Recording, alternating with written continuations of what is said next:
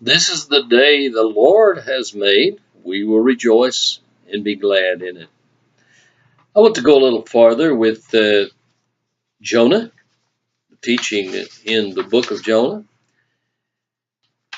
Jonah was a man who knew God, at least he knew about God.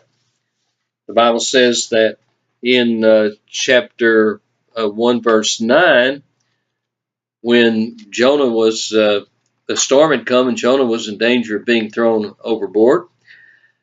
The people wanted to know about him and about his God because they had gods too.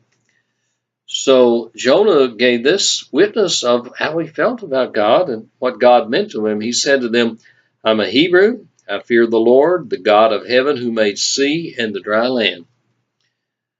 So it wasn't as though he's just out trying to figure it all out.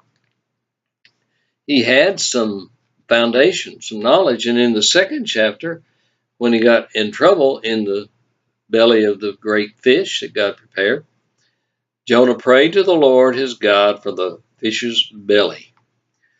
So we're not talking about someone who hasn't had some experience or some knowledge about God. But even though he had that, he didn't have the joy of the Lord that he could have had.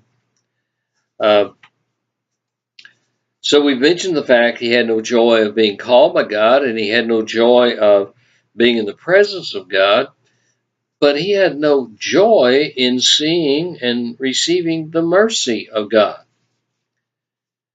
The storm that came because of Jonah and almost wrecked the boat and killed the people in it, that was a part of God's mercy, because God could have just let him go.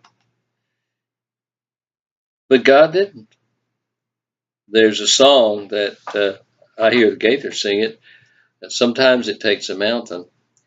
Sometimes it takes some difficulty to get our attention that where we're headed is the wrong direction.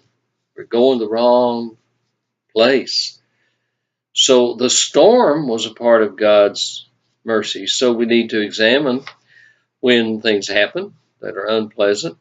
That can be a part of God's blessing to us, a part of God's grace. This great fish was a part of God's mercy and grace.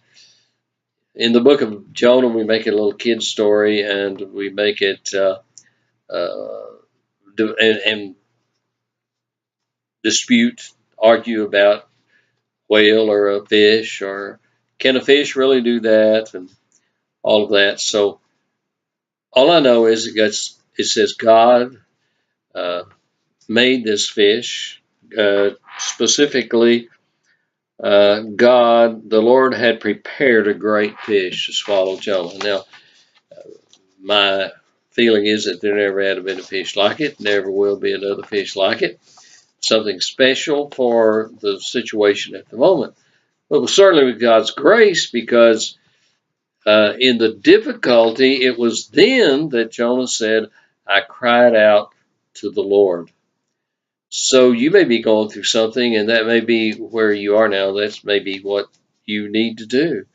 Maybe you try to make it on your own. Maybe you assume God didn't even exist, or maybe you assume that you could figure out how to live without depending on Him, and you're in big trouble. That's God's mercy. It's to make you look for a solution to your problem.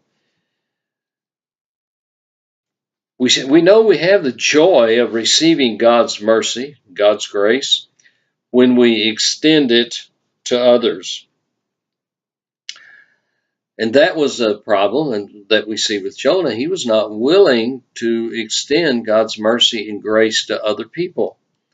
He received it, but he wasn't willing to pass it on. Jonah 2:2 says, I cried to the Lord because of my affliction. Well, sometimes that's when we call on the Lord. In Luke chapter 7, the Bible tells a story of of man